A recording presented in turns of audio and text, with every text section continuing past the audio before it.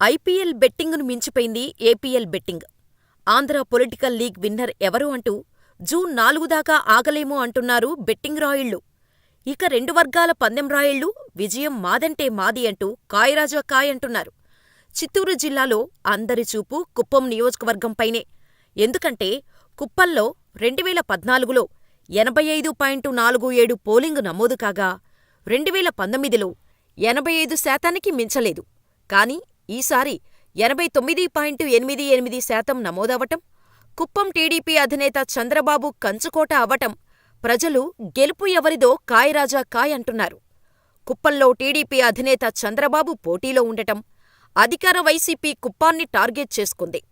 1989 నుంచి వరుస విజయాలు అందుకుంటున్న చంద్రబాబు ఇప్పటిదాకా 7 సార్లు అసెంబ్లీకి వెళ్లారు. టీడీపీ జెండాను ఎగురవేశారు. 8వసారి అదృష్టాన్ని పరీక్షించుకుంటున్నారు చంద్రబాబు. దీంతో చంద్రబాబు గెలుపు కోసం పార్టీ క్యాడర్ అలుపెరగకుండా పనిచేసింది. కుప్పంలో గెలవడమే కాదు, 1,00,000 ఓట్ల మెజారిటీ టీడీపీ టార్గెట్ అంటూ ఈ ఎన్నికల్లో పనిచేసింది. వైసీపీ కూడా చంద్రబాబు ఓటమే లక్ష్యంగా చేసుకొని వైనాటు కుప్పం అంటూ ముందుకు దూసుకుపోయింది.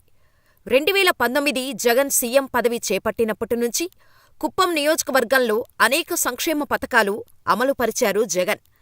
అక్కడ స్థానిక సంస్థలను కూడా గెలుచుకున్నాడు. కుప్పం మున్సిపాలిటీ ఎన్నికల్లో 25 వార్డులు ఉంటే వైసీపీ 19 గెలుచుకుంది. టీడీపీ కేవలం 6 స్థానాలు మాత్రమే కైవసం చేసుకుంది. అలాగే కుప్పం నియోజకవర్గంలో మొత్తం 89 పంచాయతీలు ఉన్నాయి. ఇందులో వైసీపీ మద్దతుదారులు 76 స్థానాలను గెలుచుకున్నారు. ఇప్పటివరకు జరిగిన అన్ని ఎన్నికల లెక్కలు పరిశీలిస్తే వైసీపీ పార్టీకి 79,633 మంది ఓటర్లు అండగా నిలిచారు. చంద్రబాబుకు 21,000 మంది మాత్రమే ఓటు వేశారు. ఇవన్నీ స్థానిక సంస్థల లెక్కలు. అలాగే సంక్షేమ పథకాలను కూడా గ్రౌండ్ స్థాయిలో వైసీపీ ప్రభుత్వం అమలు చేసింది. చంద్రబాబును గెలిపించుకోవడం కోసం జగన్ దూకుడు చూసి భయపడిన టీడీపీ క్యాడర్ సర్వశక్తులూ ఉపయోగించారు. ఓటర్లను తనవైపు తిప్పుకునేందుకు, ప్రలోభాలకు గురిచేసేందుకు ప్రయత్నించారు. దీంతో తాయిలాలు అందుకున్న ఓటర్లు కూడా అంతే రీతిలో పోలింగులో పాల్గొన్నారు. అయితే కుప్పంలో పాత నాయకులను పక్కనపెట్టిన టీడీపీ హైకమాండ్ కొత్త నాయకత్వానికి బాధ్యతలు అప్పగించింది.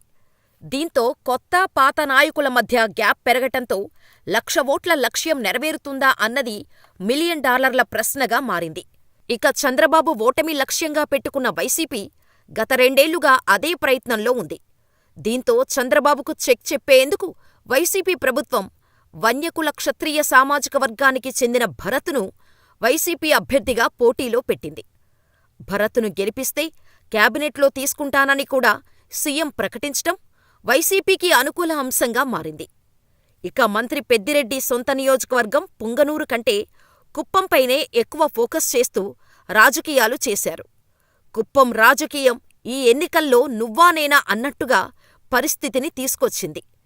ఇక ఎన్నికలకు ముందే హంద్రీనీవా నీటిని కుప్పంకు తీసుకొని రావటం, పాలేరు ప్రాజెక్టును పూర్తి చేస్తామని హామీ ఇవ్వటంతో పాటు సంక్షేమం, అభివృద్ధి తమకు ఈసారి కుప్పంలో గెలుపును తీసుకొస్తాయని వైసీపీ భావిస్తోంది. కుప్పం నియోజకవర్గంలో చంద్రబాబు నాయుడు ఓడిపోతారని జగన్ చాలా కాన్ఫిడెంట్గా చెబుతున్నారు.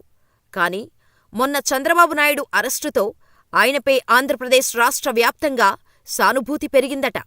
ఈ సానుభూతి నేపథ్యంలో కుప్పం నియోజకవర్గంలో మెజారిటీతో చంద్రబాబు గెలుస్తారని కొందరు అంటుంటే, 2019 ఎన్నికల కౌంటింగులో తొలి 2 రౌండ్లలో చంద్రబాబు వెనుకంజలో ఉన్నారు. తర్వాత పుంజుకొని విజయం సాధించారు. ఈసారి ఎన్నికల కోసం వైసీపీ కుప్పంలో చాలా కాలంగా పక్కా ప్లాన్తో ముందుకు వెళ్ళింది. కాబట్టి ఈసారి చంద్రబాబు ఓడిపోవడం పక్కా అని అంటున్నారు రాజకీయ విశ్లేషకులు. కుప్పంలో రికార్డు స్థాయి పోలింగు ఎవరికి అనుకూలం?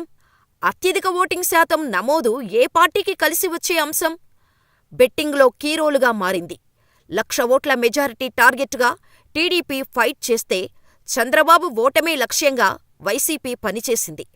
దీంతో కుప్పంలో గెలుపు ఎవరిదన్న దానిపై రాష్ట్ర రాజకీయాల్లో ఆసక్తికర అంశమైంది. ఈ బెట్టింగ్స్లో ఎవరు విజయకేతనం ఎగురవేస్తారు అనేది తెలియాలంటే జూన్ 4 వరకు వేచి చూడాల్సిందే.